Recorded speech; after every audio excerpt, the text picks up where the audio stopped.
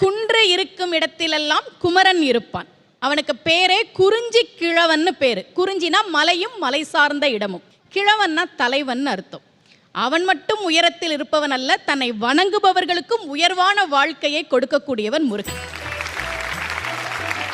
ஏன் அவனை தமிழ் கடவுள்னு சொல்றோம்? இந்த அகரத்துக்கு என்ன சிறப்பு அப்படின்னா, திருவள்ளுவர் சொல்றார், அகர முதல எழுத்தெல்லாம் ஆதி பகவன் முதற்றே உலகு. உலகத்துல உள்ள எல்லா மொழிக்கும் அகரம் முதல் எழுத்துன்னு சொல்றார். இதுல ஒரு சின்ன தப்பு இருக்க மாதிரி இல்ல?